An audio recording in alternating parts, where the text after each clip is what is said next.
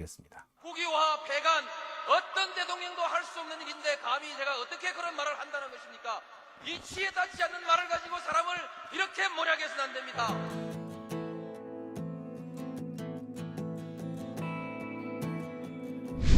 기나긴 밤이었거든. 압제의 밤이었거든. 사랑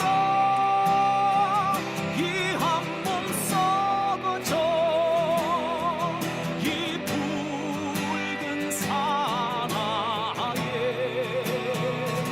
사랑 해방의 횃불 아래 걸고 숨이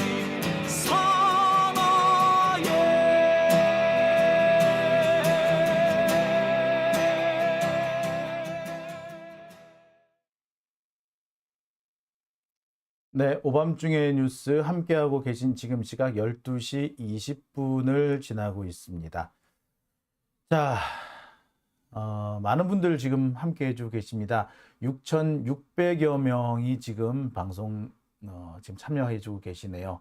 단무지님, 강서구 진교훈이 이긴다 라고 하셨고요. 킴스님, 이재명은 합니다 라고 하셨습니다. 자, 크림님, 법도 모르는 게 예술을 알까? 라고 하셨어요. 예. 네. 노래를 바꿔달라고요? 너무 칙칙하시다고요? 예.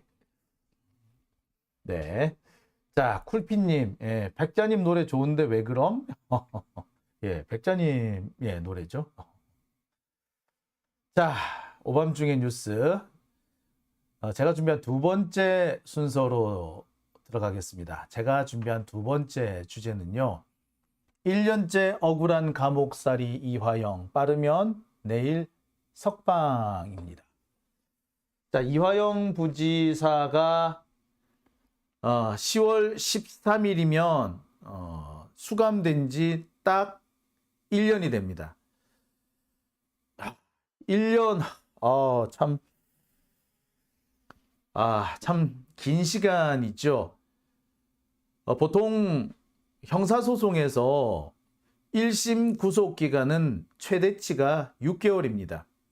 6개월 이내에 1심을 끝내고 풀어줄 것인지 감옥에 보낼 것인지를 결정하라는 것이 형사소송법의 취지입니다. 그런데 검찰은 이 형사소송법의 취지를 항상 왜곡하고 있죠. 어떻게 왜곡을 했느냐? 지금 이화영 부지사의 경우도 마찬가지지만 항상 6개월 정도 1심 구속기간인 6개월이 끝나갈 때쯤 되면 별건으로 다시 구속영장을 청구를 해서 그래서 그 구속영장을 통해 가지고 1년 아니 6개월 더 구속을 시켜두는 그런 편법을 써왔습니다. 경우에 따라서는 이미 이 소송이 진행 중인 재판이 진행 중인 사안을 끌고 와서 다시 구속영장을 발부하는 경우까지 있었습니다.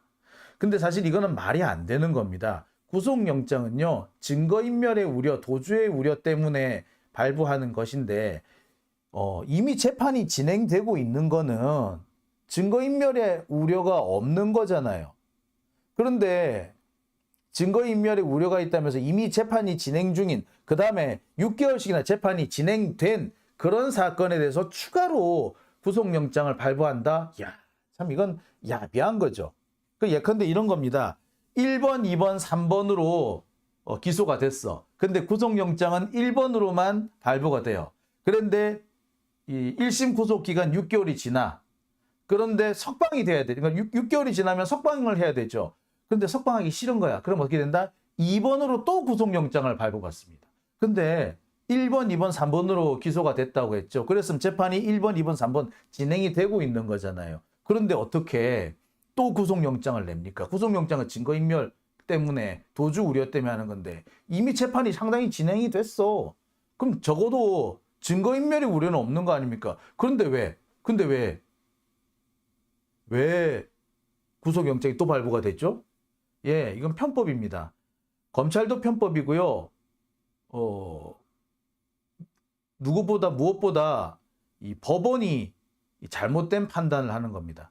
검찰의 편법을 법원이 방조해 준다고 해야 되나요? 승인해 준다고 해야 되나요? 그런 상황을 벌이고 있는 겁니다. 자, 그런 결과 때문에 이화영 부지사 같은 경우에도 1년째 감옥살이를 한 겁니다. 원래 작년 10월 13일에 1차 구속이 됐기 때문에 올해 4월 13일쯤에는 석방이 되는 것이 맞았어요. 그렇지 않습니까? 4월 13일 되면 6개월이기 때문에 석방이 돼야 정상입니다. 그런데 갑자기 검찰이 대북 송금 어쩌고저쩌고 하면서 추가 구속영장을 만들어요. 그래가지고 추가 구속이 됩니다. 그래서 지금 1년째 감옥살이를 하고 있는 거죠. 근데 아시다시피 이 1년의 감옥살이 기간 동안 무슨 일이 있었습니까? 검찰은 이화영 부지사를 협박해가지고 심지어 가족이라든지 주변 지인들까지 괴롭혀가지고 이화영 지사한테 허위 진술을 하게끔 조작을 했었습니다. 결국에 장기화되는 구속, 부당한 구속영장의 추가 발부는 이 피고인이 잘못된 진술, 피고인이 조작된 자백을 할 수 있게끔 만드는 사실 고문, 정신적 고문에 해당된다라는 그런 얘기라고 할 수 있을 것 같습니다. 자, 여하튼 그렇게 해서 오랫동안 힘든 생활을 해왔던 이화영 부지사의 구속 기간이 이제 끝나갑니다. 10월 13일입니다. 딱 3일 남았습니다. 내일 이제 벌써 10월 10일이 됐죠. 자, 이제 오늘이 되네요. 오늘 이화영 부지사의 재판이 또다시 열립니다. 벌써 몇 번째인지 모르겠어요. 지금 상황을 보자면은 오늘 오전 공판이 끝나고 난 다음에 이화영 부지사의 보석 여부가 결정될 것으로 보입니다. 아까도 말씀드렸듯이 구속기간 만료는 13일입니다. 10월 10일, 이제 12시 넘었으니까 10월 10일이라고 할 경우 구속기간은 앞으로 3일 남았습니다. 이 3일이 지나면은요, 자동 석방입니다. 자동으로 석방될 경우에는요, 다시 잡아 가두기가 힘들어요. 말 그대로 새로운 사실로, 새로운 범죄 사실로 새로운 구속영장이 발부돼야만이 붙잡아 올 수가 있습니다. 그런데 지금 현재까지 이화영 부지사는 1년 동안 수감돼 있으면서 여러 가지 수사를 받았습니다. 원래 형사소송이 진행이 되면 검찰 수사는 중단이 돼야 됩니다. 근데 검찰은 어떻게 했느냐? 이화영 부지사를 정치자금법 위반 이런 걸로 붙잡아 놓은 다음에 대북 송금에 대해서 수사를 했어요. 이것도 편법이죠, 사실은. 일단 붙잡아 놓은 다음에 별건으로 붙잡아 놓은 다음에 본건으로 수사를 시작한다. 이거야말로 정말 치졸한 방법 아닙니까? 구속을 시켜놓는다는 건 뭘 말한다? 이 사람을 부자유스럽게 만들어서 혹은 이 사람에게 형량 또는 가벼운 처벌을 해주겠다라는 이런 회유를 통해서 검찰 지들이 원하는 가짜 진술을 만들어내겠다는 그런 의도에서 시작된 거죠. 이화영 지사도 1년 정도 수감이 되어 있었습니다. 이 비슷한 상황을 겪은 것이 유동규, 남욱 이런 사람들이에요. 유동규나 남욱 같은 경우에 석방을 약 한 달 정도 남겨두고 갑자기 진술이 확 바뀝니다. 원래 2021년 10월과 11월에 구속이 됐는데 2022년 10월이 되면은 싹 석방이 돼야 정상입니다. 아니 6개월 만에 석방이 돼야 됐으니까 정확하게는 2021년 4월, 22년 4월, 그러니까 대선 직후에 석방이 됐어야 되는데 검찰이 구속기간을 연장을 하면서 1년 동안 붙잡혀 있었죠. 그래서 2022년 10월이면 석방이 돼야 되는데 자, 9월부터 집중적으로 검찰이 유동규와 남욱 등을 괴롭히기 시작해요. 그러면서 유동규는 갑자기 기존에 있던 변호인, 그러니까 민주당 쪽에서 아무래도 유동규를 위해서 붙여줬던 변호인을 갑자기 내쳐요. 그런데 다른 변호인을 딱 선임을 하더니 갑자기 진술을 확 바꿔버린 겁니다. 그러니까 구속기간이 1년씩이 되면은 사람이 미쳐요. 내가 차라리 재판을 해가지고 재판에서 유죄가 나와서 이렇게 몇 년 나왔다 그렇게 살면 되는데 이건 뭐야? 언제 끝날지도 모르는데 6개월마다 계속 연장 해가지고 사람을 계속 괴롭히고 가둬두면은 자, 그 6개월이 끝나갈 즈음 되면 미치는 거야. 내가 이번에도 또 구속기간이 연장돼서 계속 잡혀있으면 어떡하지? 그런 갈등에서 그런 공포감에서 생기는 것이 진술 번복이고요. 대부분의 그런 진술 번복은 허위입니다. 검찰이 원하는 대로 만들어준다. 자, 이화영 부지사도 똑같은 상황을 겪었죠. 그런데 흔들리긴 했으나 그 상황을 잘 극복했습니다. 그리고 이제 구속기간 만료가 임박했습니다. 그 사이에 검찰이 그렇게 이화영 부지사를 괴롭힌 이유, 이 대북 송금 수사도 다 끝났어요. 그러니까 얼마 전에 이재명 대표에 대해서 영장 청구한 거잖아. 그죠? 영장 청구를 했다는 거 뭐냐면 수사가 끝났다는 얘기잖아.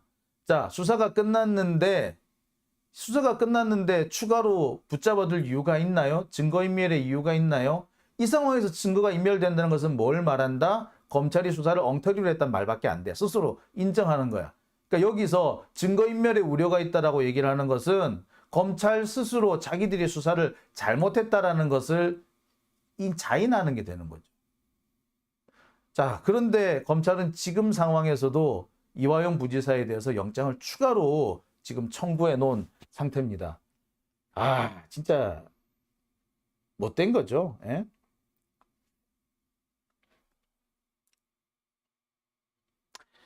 자, 아마 검찰은요, 지난 공판 기일에서 있었던 일 때문에 수단과 방법을 가리지 않고 이화영 부지사를 계속 붙잡아 두려고 할 것 같습니다.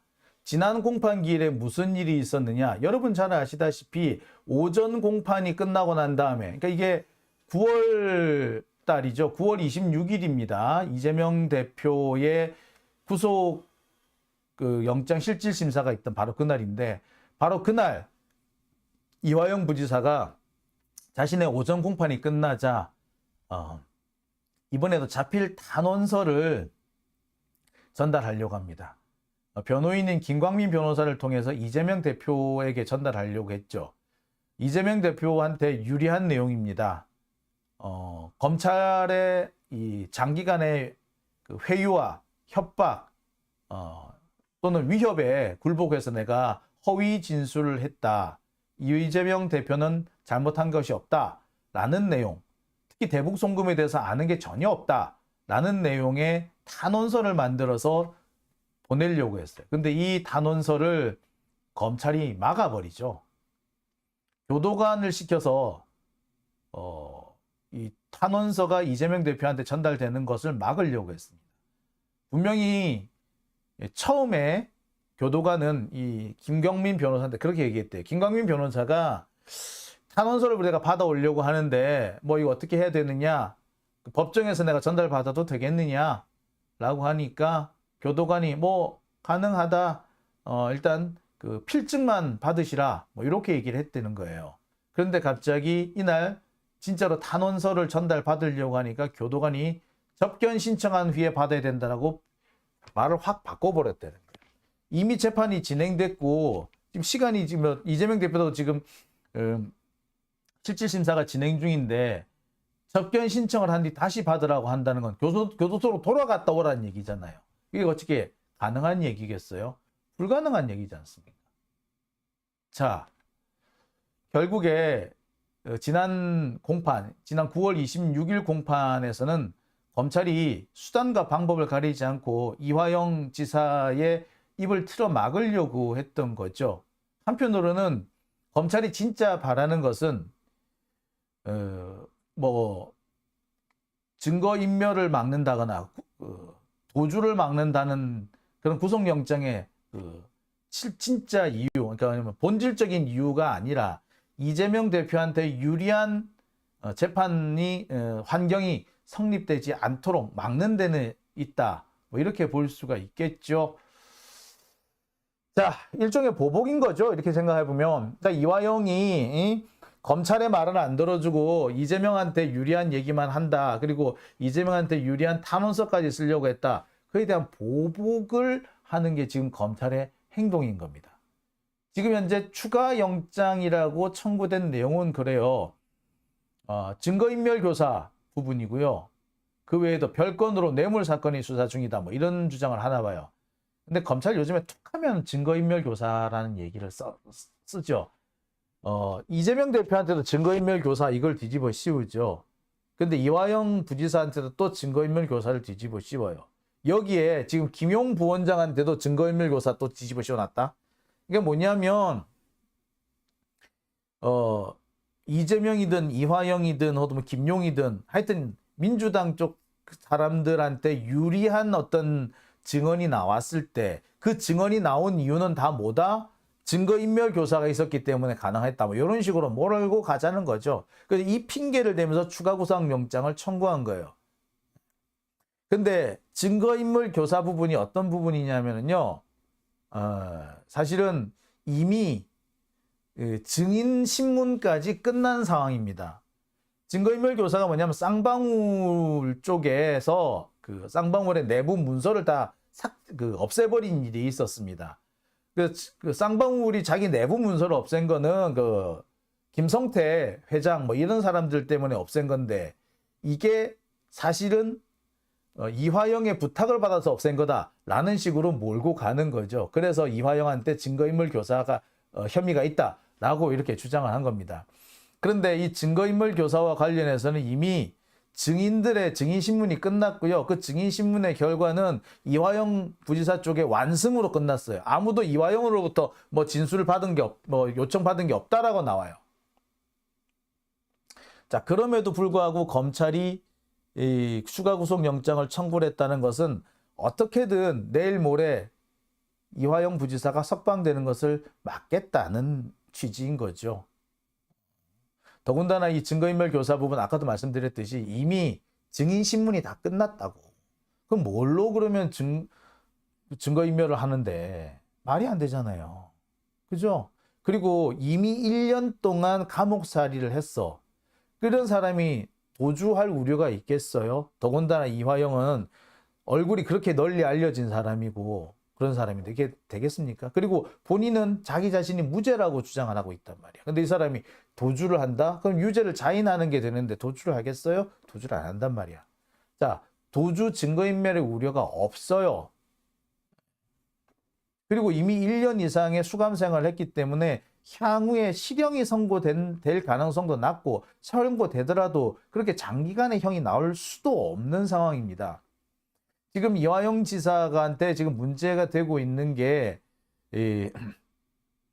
이 법화 부분이잖아요. 이 법화 부분이 뇌물이냐 아니면 뭐 정치자금법 위반이냐 이렇게 지금 되고 있는데 뇌물이 되려면은 구체적인 직무와 관련해서 그 돈을 받았어야 되잖아요. 근데 직무와 관련 없이 돈을 받았다면 이건 정치자금이 됩니다. 근데 정치자금으로 법화 가지고는 실형 선고 나기가 어렵고요. 실형 선고가 난다고 하더라도 1년 안쪽이에요. 그러니까 이미 다 살았다고. 그러니까 추가 구속 영장 청구한다는 게 말이 안 돼요. 근데 검찰은 어떻게든 간에 석방된 걸 막겠다. 한편으로 보자면 뭐 이화영에게 보복을 하는 게 되는 겁니다. 이화영 너 검찰 말은 안 듣고 이재명 유리한 진술을 계속했어. 너 한번 엿먹어봐라. 뭐 이런 상황이 되는 거죠. 일종의 보복입니다.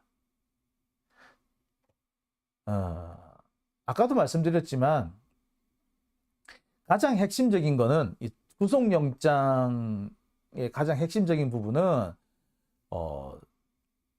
결국에는 그 증거인멸 도주의 우려입니다. 그런데 앞서 말씀을 드렸듯이 이미 증인 신청 대부분이 철회됐다고 했잖아요.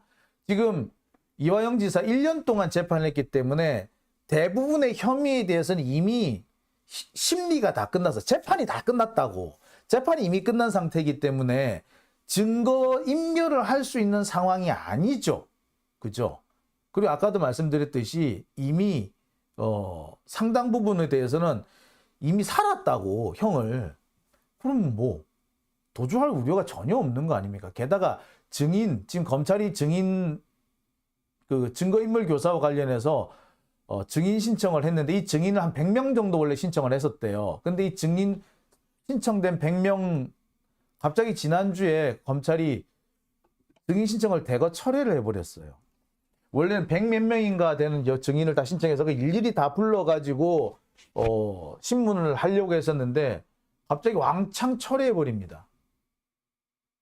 그러니까 이 증거인멸 교사와 관련해서도 변론이 종결된 거나 다름없어요. 지금 남아있는 거는 뭐냐면은 변론이 종결됐으니까 이제 상호 간의 입장에 대해서 들어야 될 거 아니야. 그리고 피고인 신문 같은 걸 한다면 피고인 신문을 한다든지 또는 추가 뭐 증인 신문을 할 게 있으면 추가 증인 신문을 한다든지 또는 그동안 빠진 게 있으면 빠진 부분에 대해서 뭐 심리를 한다든지 또는 증거 중에서 검찰이 지금 내지 않고 있는 증거가 있으면 그거 내놓으라고 한다든지 이런 정도예요. 그래서 쟁점 사항에 대해서 자식 양측의 주장을 들어보고 피고인 신문하고 그 다음에 최후 진술하고 결심하는 뭐 이런 단계밖에 안 남았어요. 이거는 제가 볼 때 한 3번 정도 더 재판을 하면 될 것 같고요. 일주일에 한 번씩 한다고 할 경우에 보통 한 늦어도 다음 달이면 끝나거든요. 그렇기 때문에 글쎄 증거 인멸할 수 있는 건 없어요. 그리고 이미 도주하기도 어렵다고 그랬지 않습니까? 근데 지금 검찰은 뭐가 두려우냐면 보통 이렇게 1심 선고를 앞두고 보석으로 석방되는 경우에는 실형이 선고되는 경우라도 항소심 끝날 때까지 이 법정 구속을 안 합니다. 그럴 거 아니에요. 그죠? 아니 그렇지 않습니까? 1심이 끝나기도 전에 1년이라는 시간이 끌었고 그 1년 안에 재판이 안 끝났고 그 기간 동안에 감옥에 갇혀 있었고 그래서 구속기간이 끝나서 겨우 석방이 됐는데 실형 선고했다가 다시 한 달 만에 잡아가두면 되겠어? 안 되겠죠? 어떻게 합니까? 이런 경우에는 항소심이 끝날 때까지 법정 구속을 안 시켜요. 검찰은 이게 두려운 거야. 항소심 기간 동안 법정 구속이 안 된다면은 이 재판은 무한히 길어질 수밖에 없고요. 감옥 밖에 있는 이화영 지사가 검찰한테 협조할 리도 없습니다. 즉 검찰을 위해서 허위 진술을 할 리도 없다는 거야. 검찰은요 이화영을 다시 가둬가지고 겉봐 네 우리 말 안 들으니까 또다시 잡혀오잖아.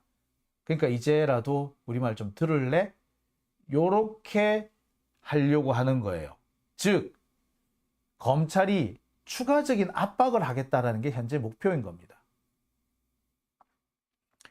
결국 이화영 부지사를 계속해서 붙잡아 두는, 그러니까 만약에 이번 보석으로 풀어주지 않는 경우에는 그래서 법원이 추가 구속영장을 발부한다는 것은 사실상 검찰한테 이렇게 협박, 고문, 정신적 고문, 협박, 회유 이런 것들을 하라고 면죄부를 주는 것밖에 안 되는 겁니다. 법원이 바로 이런 검찰의 불법적인 수사 관행을 방조하는 게 되는 거죠. 면죄부를 주는 게 될 겁니다. 이미 지금까지 검찰이 이화영 부지사를 어떻게 괴롭혔다는 것이 드러났잖아요. 그죠? 드러난 상황에서 검찰이 이화영을 어떻게 괴롭혔는지 뻔히 드러난 상황에서 계속해서 이화영을 붙잡아 두라고 추가 영장을 발부한다? 그렇다면은 이거는 검사가 나쁜 거는 물론이고 판사가 나쁜 거죠. 판사가 개새끼인 거지. 그러지 않고서는 정말 있을 수 없는 일이 벌어지게 되는 겁니다. 자, 그런 측면에서 볼 때 판사가 그런 위험까지 감수하겠느냐? 감수할 가능성은 그닥 크지 않죠. 지가 볼 때도 여기에서 이화영에 대한 추가 구속영장을 발부해버리면 뭐가 된다? 지가 개새끼가 된다는 걸 뻔히 아는 거야. 구속이 몇 달도 아니고 1년 동안 구속된 상태였는데 거기 또 추가로 6개월을 발부한다고? 그런 거는 판사가 나쁜 놈이라는 얘기밖에 안 됩니다. 근데 판사 지도 알 거야. 그래서 욕먹는 거를 각오하고 검사들 편을 들어줄 것이냐, 아니면 검사들한테 조금 눈총을 보겠지만 눈총을 사겠지만 풀어줄 것이냐? 아마 제가 볼 때는 풀어주는 쪽에 조금 더 방점이 찍히지 않을까라고 생각합니다. 자, 이와 관련해서 어떤 분은 새로운 해석을 내놓고 계신 분도 계세요. 판사가 눈치를 좀 더 많이 보는 놈 같다면 강서구 보궐선거 결과를 보고 석방이나 구속을 판단할 가능성도 있다. 제가 아까 말씀을 드렸죠. 강서구 보궐선거에서 민주당이 압승을 하게 되면 어떻게 된다? 예, 윤석열 정권은 바로 레임덕 상태에 빠지게 될 것이고 지금까지 이 검찰 정권을 유지해온 숱한 여러 가지 이 것들이 우수수수 무너져 내릴 겁니다. 그렇게 된다면 판사 입장에서도 윤석열 정권이 선거에서 패해가지고 누가 보더라도 레임덕 상태에 들어갔을 때 영장 기각하는 게 훨씬 마음이 가볍겠지, 부담이 적겠죠. 따라서 10월 10일 그러니까 오늘 영장 기각, 영장 발부 여부를 판단한 게 아니라 하루 미뤄서 11일이나 12일에 판단할 가능성도 있다는 거죠. 어쨌거나 13일에 석방이니까 버티겠다는 거지, 마지막 날까지. 네, 제가 볼 때는 충분히 가능성이 있어 보입니다. 보면 알겠죠. 이 판사라는 놈이 정말 판사인지 아니면 판사 새끼인지 드러나겠죠. 내일 결정이 난다면 그래도 판사인 거고요. 며칠 미룬다든지 또는 영장을 재발부한다면 판사 새끼인 거지 뭐. 베리님, 진심 판사들 실망스럽죠잉이라고 하셨습니다. 크림님, 판사들도 정치질 하네요. 아스피님, 언론이 제발 정신 차려야 되는데 BBC도 까더라고. 예. 아니 상식이 있는 언론 같으면요 윤석열 정권 저대로 놔둔다는 게 이상한 거예요 이거. 근데 이 와중에 뭐 조각 같다 일단 진짜 뭐 그다음에 뭐 용의 모습이었다. 아이고 진짜 진짜 언론이 아니죠. 제가 볼 때 제일 먼저 해야 되는 것이 언론 가짜는 애들 없애버리는 겁니다. 그럼 도대체 우리나라는 이 언론 가짜는 애들이 왜 이렇게 많을까? 저는 늘 얘기합니다만 이건 광고 때문에 그래요. 언론이요 시민들이 내는 돈에, 그러니까 한마디로 말해서 옛날처럼 신문 같으면 신문 구독료 내고 이렇게 되면은 그 돈 내는 사람의 돈 내는 사람을 쳐다봅니다. 그러니까 언론도 돈 주는 사람을 쳐다보게 돼 있어. 근데 광고에 의존하면요 광고주를 쳐다봐요. 하지만 신문이 구독료, 돈을 내는 사람이 시민이다, 구독료를 내는 사람이 있다. 그럼 뭐다? 구독료 내는 사람을 쳐다보는 거예요. 광고가 아니라 구독료. 그러니까 예컨대 이런 겁니다. 제가 여기 산삼순백 이거 광고하고 있잖아요. 산삼순백 광고하는데 제가 이 산삼순백이 뭐 한 수백만 원씩 저한테 광고비를 준다고 생각해 보세요. 이 산삼순백 이 사장님한테 제가 휘둘릴까 안 휘둘릴까 예, 영향을 안 받을 수가 없어요. 진짜로. 그죠? 그런데 저 같은 경우에는 시민 여러분들이 보내주시는 후원금, 그다음 여러분들이 구독을 많이 해주셔서 생기는 그 유튜브 수익금, 요런 걸 가지고 제가 그 활동을 계속 해왔기 때문에 시민 여러분들만 쳐다보는 거 아닙니까? 그죠? 예. 그런데 광고가 제 수입의 대부분을 차지하면 광고주를 쳐다볼 수밖에 없어요. 따라서 이 적폐 언론들을 없애는 데 제일 좋은 방법은 뭐냐? 시민들을 바라보지 않고 광고주만 쳐다볼 수 없게끔 만드는 거예요. 근데 기업들도요 요즘에 언론사가 너무 많아가지고 너무 힘들대. 삼성 같은 데는요 출입하는 언론사가 500군데가 넘는 데입니다. 삼성 쪽에 제가 어떤 사람을 만나가지고 도대체 삼성에 출입하는 기자들이 몇 명이나 됩니까? 몇 개사가 됩니까? 그러니까 자기가 500 몇 개까지 샜는데 그 다음부터 못 세겠대. 네. 그 사람들은 다 어떻게 한다? 삼성의 입만 쳐다보는 거야. 그래서 갤럭시 뭐 새로 뭐 핸드폰 나오면은 막 광고 기사가 나오는 이유가 거기 있어요. 그 다음 어디? 삼성, 현대자동차, SK인 거야. 얘들 눈만 쳐다봐. 그 다음에 신세계도 상당히 광고 입김이 세거든요. 근데 정용진이 얼마나 일베티 갑니까? 이거 어떻게? 예. 언론이 다 일베가 돼버리는 거예요. 자,